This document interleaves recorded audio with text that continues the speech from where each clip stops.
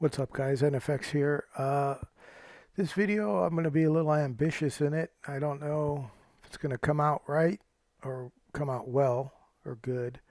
But basically what I want to do is try to explain to the person who has never used FL Studio before how to kind of get up and running in it. Uh, any little option or feature can be talked about a lot in terms of if I wanted to tell you how to put a sample into FL Studio, I might want to tell you how to time stretch it or reverse it or add echo or other things to it that would just make it, you know, I would ramble on for hours that way. So what I'm going to try to do is avoid the ramble and just show you how to get various sounds into FL Studio and then how to put those sounds together in such a way that it allows you to make music with it. Okay? This is not a tutorial on how to make music or how to make beats. This is not a tutorial in any specific thing in FL Studio. This is kind of like a big picture.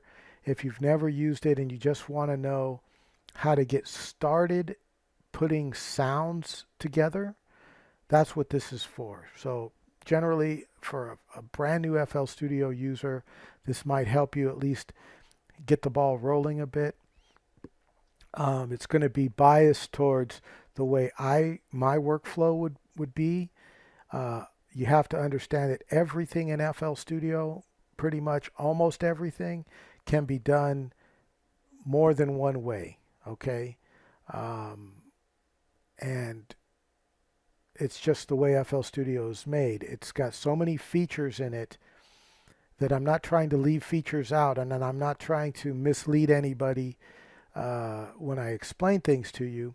But I want you to understand that I'm just going to show you the basics, the way I would do it, the way I think it would help you to do it, just to get up and running. And then it's on you to go and find tutorials and other info on how to use every little thing in detail. Okay? So with that said, let's just jump right in. And what you're seeing is FL Studio, and it's laid out in a way that I use it. Okay, your FL Studio windows may be laid out differently, but I have them laid out this way because they're all visible on the screen. Not all of them. The important ones, the four important windows are visible, and I could talk about them. Let me just tell you the names of the windows because this is an important thing to understand. If someone tells you, to use the mixer, you know which window is the mixer, or the playlist, you know which window is the playlist, etc. Okay? So the first window I want to talk about is the browser. That's over here. The browser is where you're going to find a lot of information, a lot of data, a lot of your samples, your you can access your plugins from here, scores. You can read what it says over here, and you can add your own folders and files to this list. I do want to show you that because I think it's important. If you have a library of drum kits, let's say, you may want them to appear on this list in the way that I do. So if I click drum kits, you can see I can now see my various drum kits.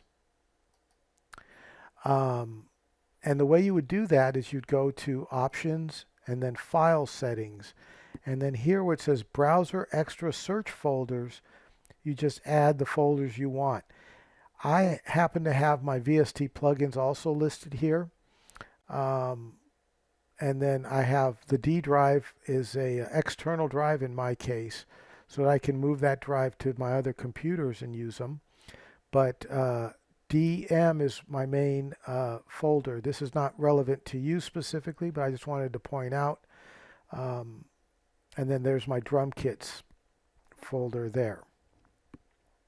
So by adding the drum kits, now I can quickly and easily access them from my browser.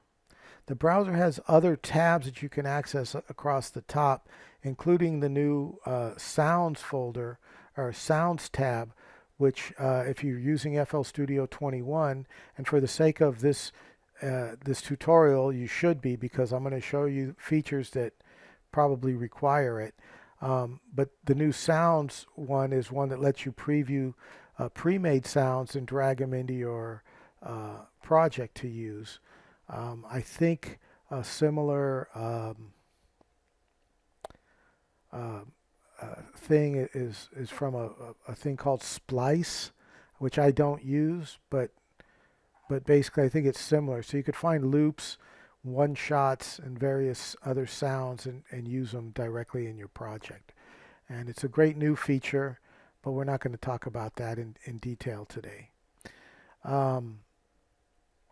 So anyway, so now I have my my drum kits folder here highlighted, but we'll get to that in a second also. This is your browser over here. Next to the browser, I have what's called the channel rack. The channel rack serves a few purposes. Probably the most important is this is where any sound or sample that you want to use, this would include loops, one-shots, audio, and VST plugins / generators. The built-in FL Studio sounds are referred to as generators, not VST plugins, but both of those would also both of those types would appear in this list, and we'll talk a little bit more about that in a bit also. Additionally, you have your step sequencer here, which are these buttons across the way here, and the buttons are color coded so that each beat is a different alternating color. Beat 1, beat 2, beat 3, beat 4. And we'll get to that in a minute also. You have this window, which is very important. This is your playlist window, and it has several different things in it that are super important, from your pattern list, which would appear here, your audio clips, which would also appear here depending on the tab that's selected up here, your automations, same thing, and all of these can be dragged into your playlist grid on this side, which will help you to arrange your musical parts together and put them into quote a song, right?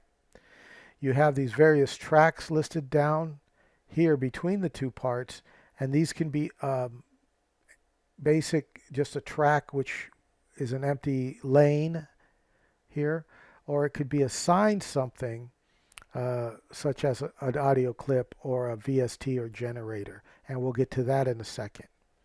Below that is the mixer window.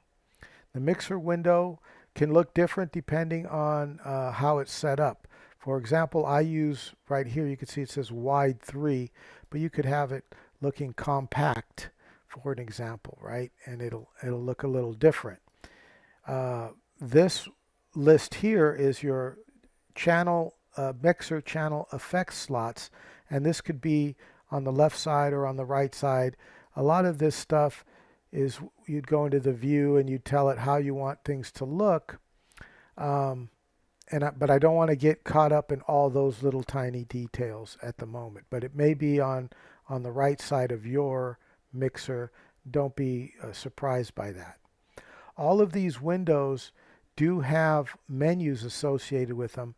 If you go to the upper corner and click this little arrow, it'll show you various things about. I just accidentally loaded a preset into the master channel there.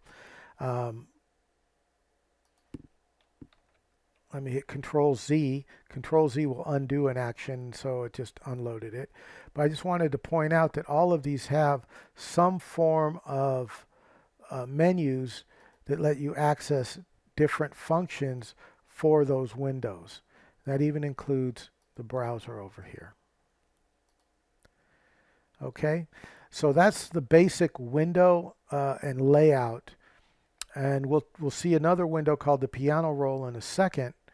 Um, but let's talk about getting started, which is patterns and I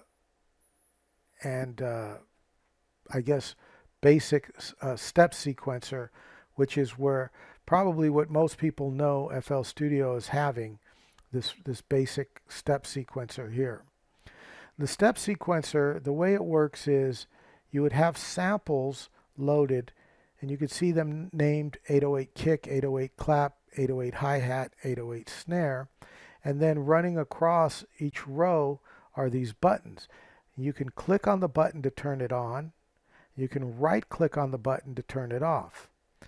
And by turning these on and off, or on and setting them the way you like, you can then create a basic beat that will play these samples in the order and placement in time that you've selected them.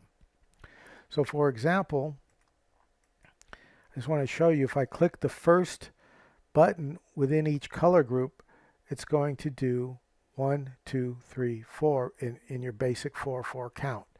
Here where it says 130, that's the tempo. I'm going to left click in there and drag it down. And when I do that, I can set it to the tempo I want. Let's just say I set it to a tempo of 103. Okay. Then you have the play controls here. We want it in pattern mode to begin with because I don't have any song laid out yet. So it wouldn't make sense to put it into song mode yet. So make sure if you're following along, this says pat. Now if I hit play or the space bar, it'll start to play, and you'll hear this kick is going to hit on the 1, 2, 3, and 4.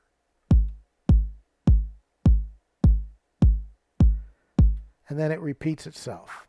Okay. To change a sound, let's say, well, you know what? Let's just put in a new sound. Well, to change a sound, let's go ahead and do that. To change a sound, there's a couple ways you can do it. You could find the sound that you want, and just to do it, I'm going to go to packs, because I think everybody's going to have this packs folder. Then go into drums, then go into percussion, and I'm going to look for a clap, and you can click on it to preview it. You can right click on it and you'll see a menu, but we're not going to use that menu. Instead, I'm just going to drag this and put it onto the channel that I want it to use it in, which is still called 808 clap, by the way. It didn't rename it because it, depending on your settings, it'll retain the name of the original thing. And the reason is, if I had just named this clap, I wouldn't want it to change necessarily, because I'd want that to indicate that's my clap channel. If I was to drag this clap and place it here on an empty location, it would make it with the name of the file, as you can see there. And then I could draw that in where I might want to use it. And I'll remove that. So now I have a simple 1, 2, 3, 4, but just with the kick and that clap.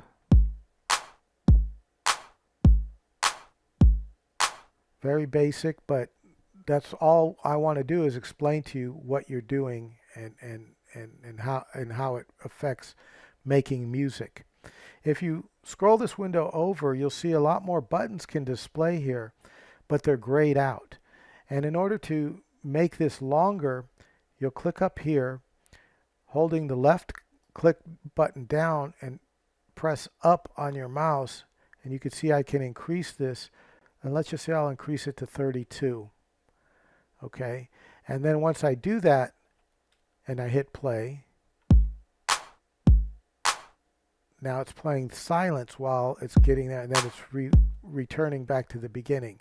So let me draw in some more, and we'll make not a fancy beat, but something a little more interesting than what we had there.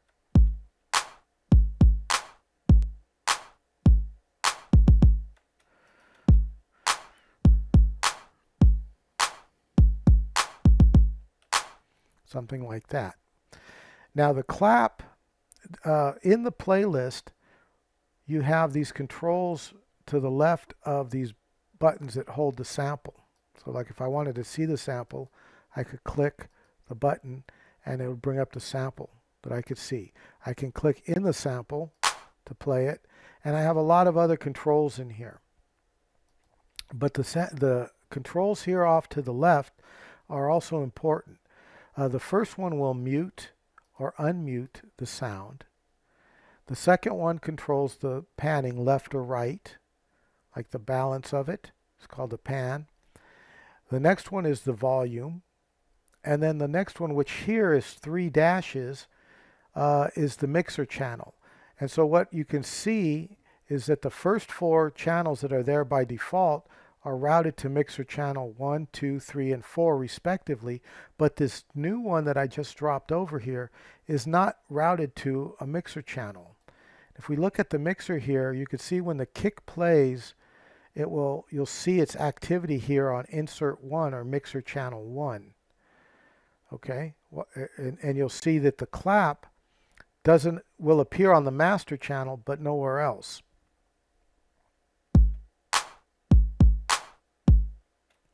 Now we might want that clap to have its own mixer channel as well.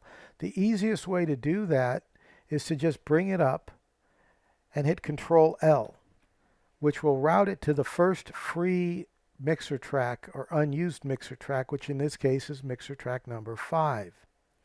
Okay, you could also do it by holding the left click and then assigning it to a channel. But I recommend doing it with the Control L method, because then it'll send it over and give it a name for you as well. And I think that's just more helpful. I'm going to bring up the hi-hat here just to show you there are a lot of options here. And within each of the windows in FL Studio that look similar to this, you might be able to access other sub-windows. As you can see, it's quite feature rich. In this case though, I just want to normalize this hi-hat. If you hear it, it's kind of a lower volume. If I hit normalize, it increases it for me. And then I could do something where I can go here, right clicking on this channel, and then saying to fill each 2 steps. And that's just a quick way of it filling those buttons for me. Now when I play this back, you'll hear the hi-hat. Let me bring up the mixer just so you can see how it all interacts with the mixer.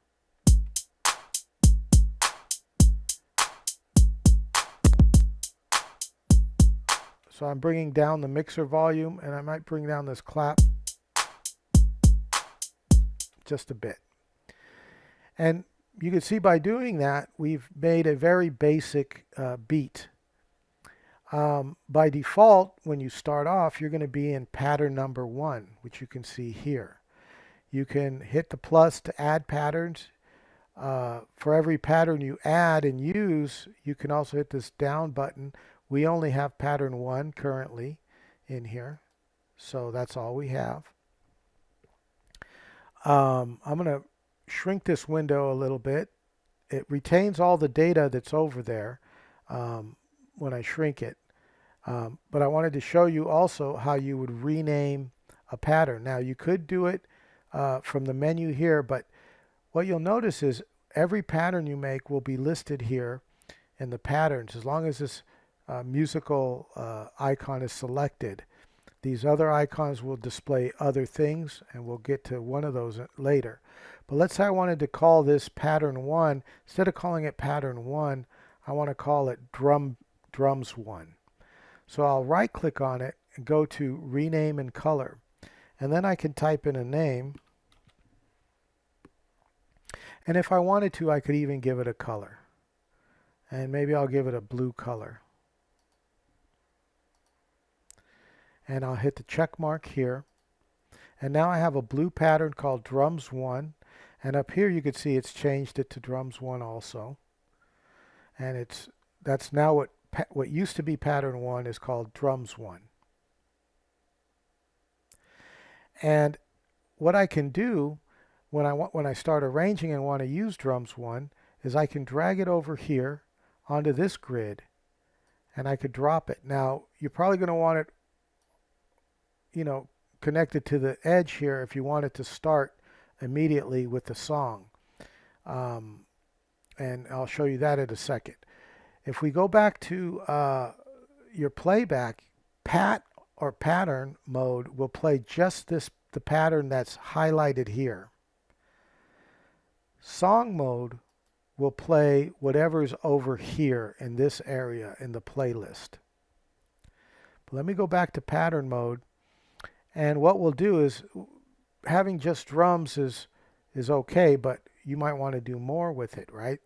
So let's say one of the things you wanted to do was add some piano or a bass line or something like that. What I would recommend you do is when you're adding new VSTs or FL Studio generators is that you hit this plus button here on the playlist. Now, there are many ways of accomplishing what I'm going to show you. The reason why I'm telling you to do this plus button as opposed to this plus button or this plus button or any other way of adding a new generator or VST is because this plus button, once you select the one you want, let's just say I'm going to say FL keys, your menu is going to look different because this gets built up when you add favorites to your list. But I'm adding FL keys. Now, what did it just do when I used that plus button? Well, it did quite a bit, actually. Okay, it added the FL keys generator for me. It added it here to the piano roll, to the channel rack. It created a pattern and called it FL keys. It colored it here. This button here is called a playlist track, and it's essentially, if I close this, I can double click to bring it back up. It's essentially the same as this one over here,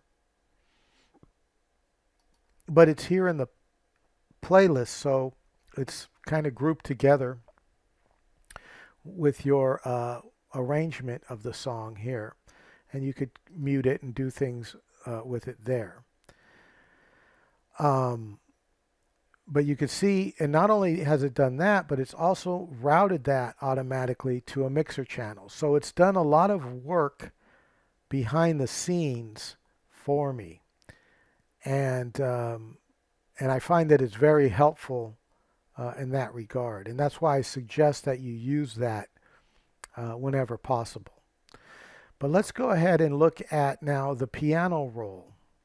The piano roll is what it added here in the arrangement section or the grid over here on the playlist. If I double click this, it brings up the piano roll for that instrument or generator. And at this point, I can start clicking notes into this piano roll, which shows you the notes off to the side, and then it's time going from left to right. And you have your beat markers up here also showing 1, 2, 3, and 4. In this case, I'm going to draw in a chord, and you can see the first notes in there, and I can actually drag it and make it longer or shorter or move it around. But I'm just going to do a simple, let's say a C minor chord, and then I'm going to draw in another chord, which is an A flat or G sharp, but it's inverted. But anyway, that's getting into the weeds of it all. And then I'm going to play this just so you could hear what it sounds like.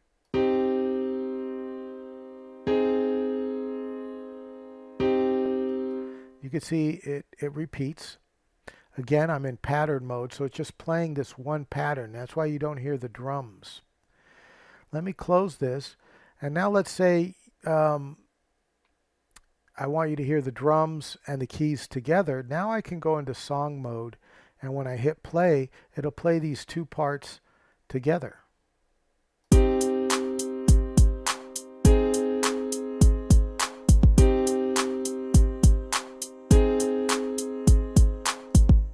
And then you can see when it hits the end of your song, it will just jump back to the beginning so that you can keep working on it. In a real song, however, you're going to want to have a beginning and an end. So what you may end up doing is drawing multiple drum parts in. I'm only going to deal with the two, and multiple key parts in to get the desired result. Now let's say you wanted to, let's say you have a MIDI keyboard and you wanted to play a part into the system. So you would load the thing that you wanted to play. And in this case, I'm going to say plus and add a flex. Flex is a good thing for first-time users because it has so many sounds built into it already. In this case, what I want to do is go to the Essential Guitars pack. There happens to be a guitar I like near the bottom called Toco di Terra X. I'm going to load that in, and now that sound is loaded in, and again it's created the playlist entry, a piano roll, a pattern. It's put a copy in the channel rack, and I have it routed to the mixer. So all that work has been done for me. I'm going to drag this. You can make this as long as you need to for your recording. So in this case, let me just make it 4 bars. And I'm going to use my MIDI keyboard just to find out what octave I want to work it in.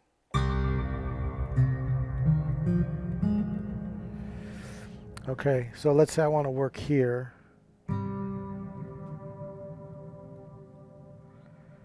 And maybe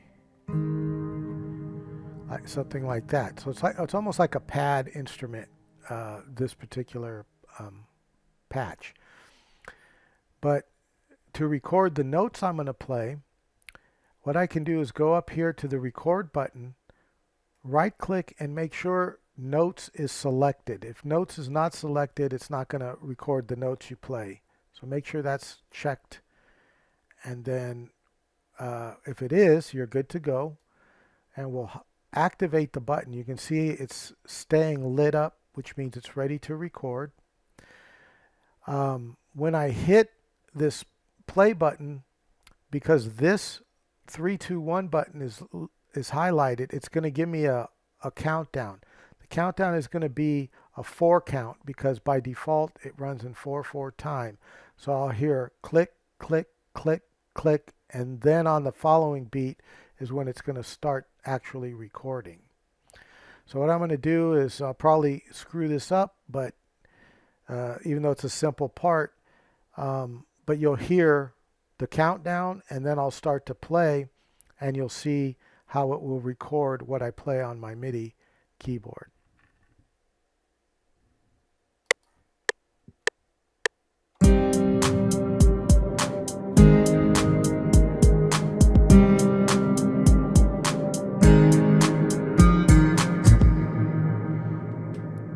And then I hit stop.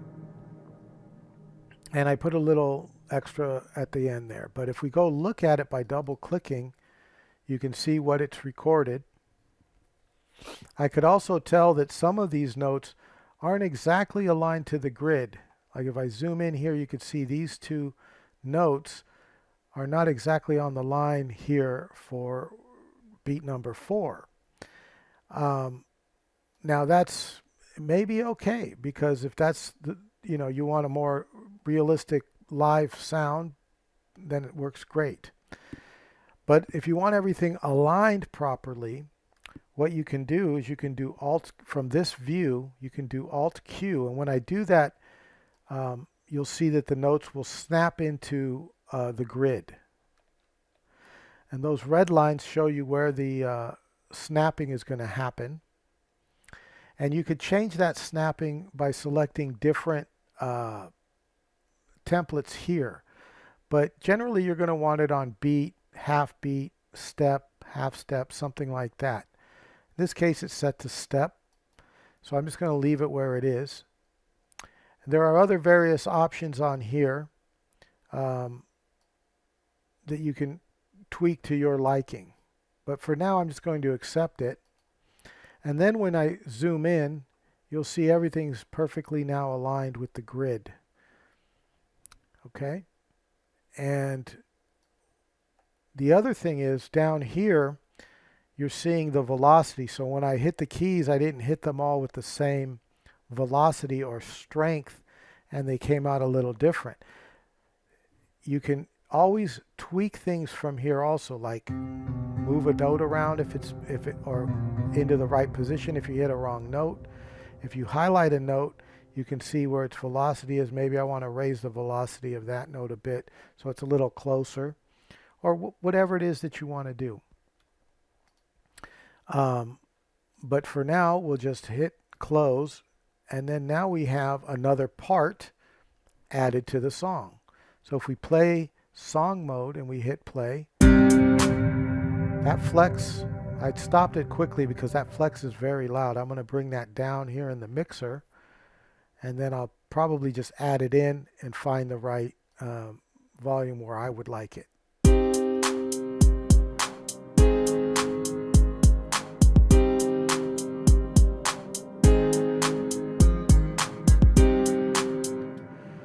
So something like that.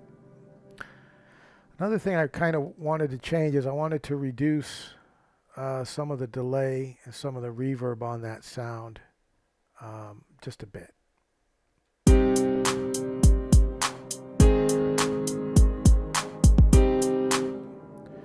Okay, so there we have 3 parts: drums, keys, and essentially like a pad sound.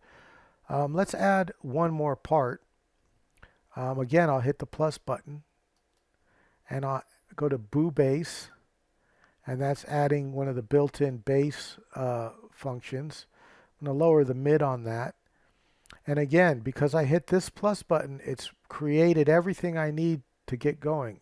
The pattern, the channel, the playlist track, and the mixer track. And in this case,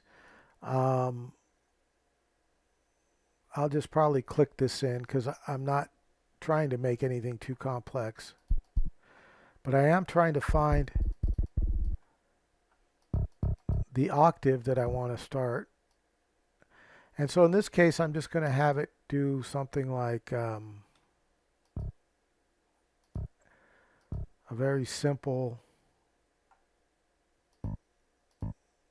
driving bass line, something like that.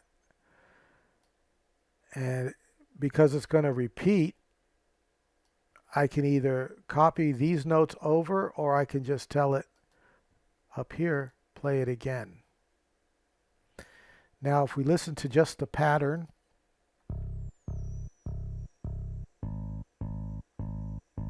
and maybe I want to add a little extra, so I'm going to put in a note here, shorten it, and maybe put in a note here.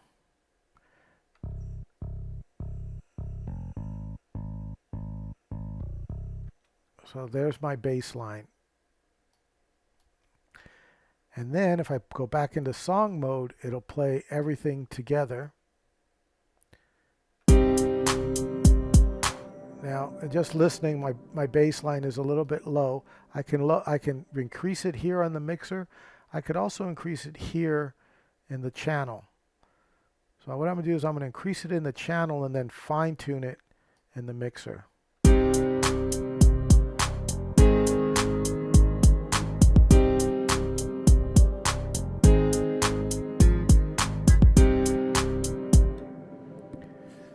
Okay, and then now you can see by putting things together, I have made a very basic but a song arrangement anyway. I have these parts that I could then use. Now, in real life, you're probably going to want to make more interesting parts and maybe longer melodies and things like that. Well, I didn't even really put in a melody, but you get what I'm saying.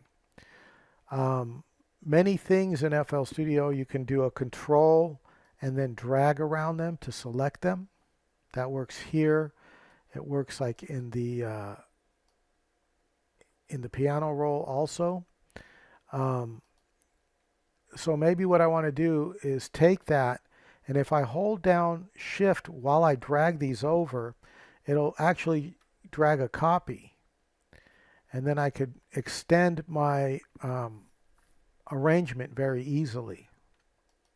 So let's say what I want to do, just to make a simple arrangement, is I want it to not play the drums or the keys initially, and maybe even not the bass. So what'll happen is it'll play the pad sound, and then it'll come in with the drums and the keys, and then it'll add the bass for the next 4 bars after that.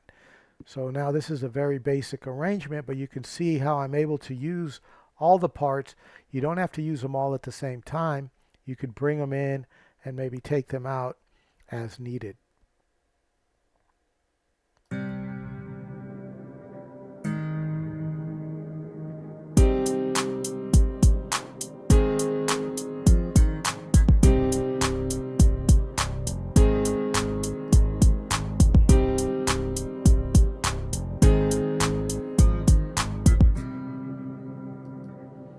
And when it hits the end of a song, it's normal for it to just repeat back to the beginning.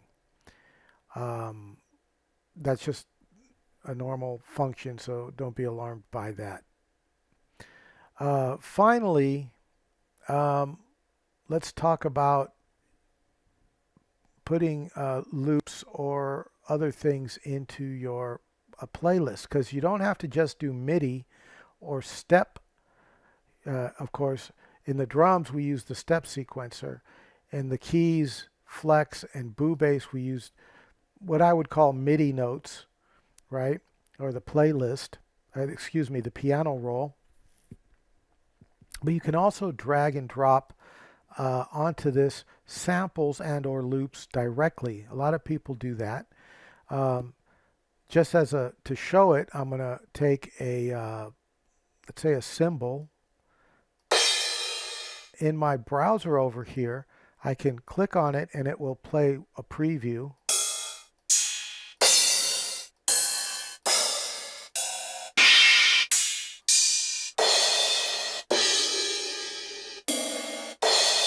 So this one's okay.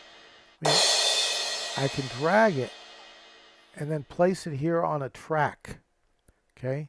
You could also drag it here, but I would recommend you place it on a track. It just makes it easier to access and maybe mute it out during, your arrangement testing. Now it's asking me, do you want to create an audio clip, an audio track, or an instrument track? And you could select whatever works best for you depending on what you're dragging over there. Because I want to show you what an audio clip does, I'm going to select audio clip.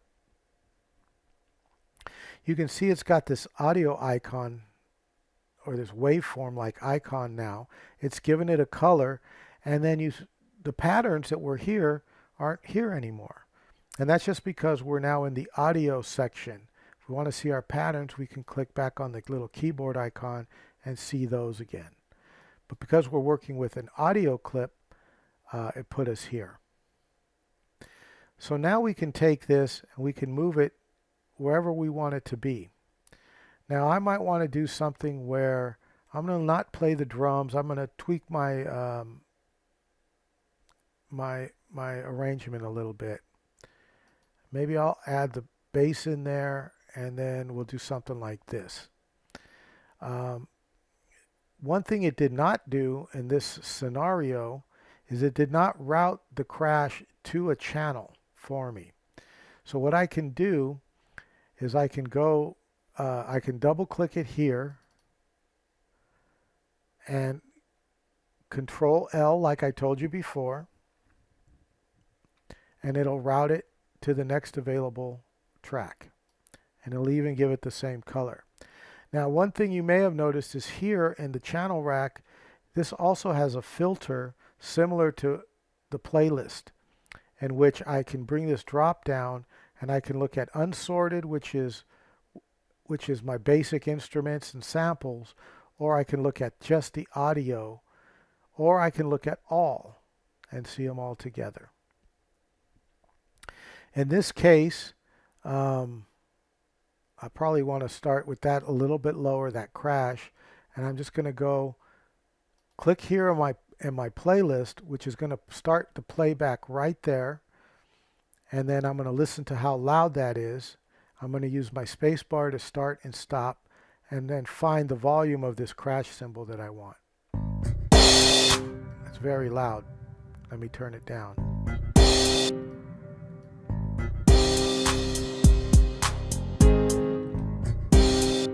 Very loud. So I've turned it down quite a bit because I don't want it to overpower everything. But that's one of the beautiful things about using the mixer, is you can adjust these levels very easily. And there I've put in a single or a one-shot instrument. But you can also work with loops the same way. So let me see if there's loops here. Here we go, loops. And I'm going to preview them over here.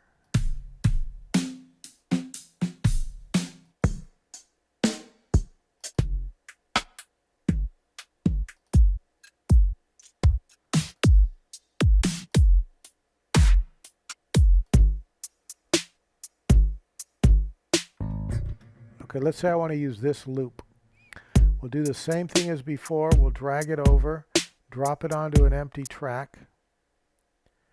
One thing you can also do, by the way, is you can right click here and you can say send to playlist as an audio clip, an audio track, or an instrument track. If I send it as an audio track, one of the benefits is that it does put it in there differently than an audio clip. Okay, you can see it's got these extra little icons next to it, which you may or may not need. But one of the benefits is it did route it for me also. But now I have this this loop basically, and I'll put it in the right position. And let me just hear what it sounds like when I play it. Now, if you only wanted to play, let's say, this part of the song while you're working on it, you can hold control. You can hold control up here and then select the part of the song you want to loop through. And now when I do that,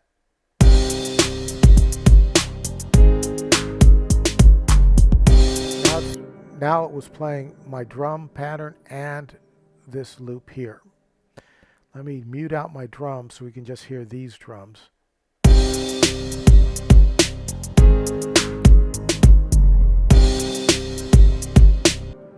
And then you can hear how you could start to put together using loops also. Loops are interesting because you can stretch them out, and you can make them play back, you know, faster or slower. There are some controls here, and again, I don't want to get too into the weeds of everything, but there's a control here that it's this two-way arrow, and if I stretch something, whoops, too many things are selected there. If I stretch it, you can see it stretches along just and increases the loop. Now when I play the loop, let me focus only on that loop.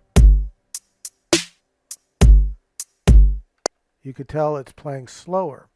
When I put it back to its original size, and that's probably where I want it to be. So let me take the stretch off. But here's something I wanted to do. Rather than the end of this loop, it kind of holds that note.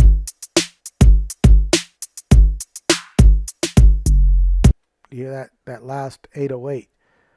What I want to do is, instead of having that play in that spot, I'll shorten this, and now it did not stretch it, okay? It's just shortening it because I turned off the stretch.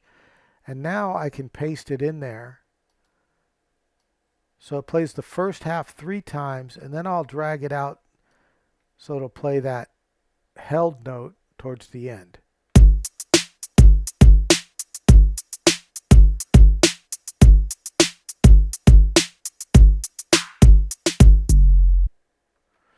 Okay. And then let me turn on everything again except for the original drums. And actually, I don't like this crash. It doesn't really fit. I'll just turn that off. And we'll just give this, we'll loop this part here. And we'll just give it a listen.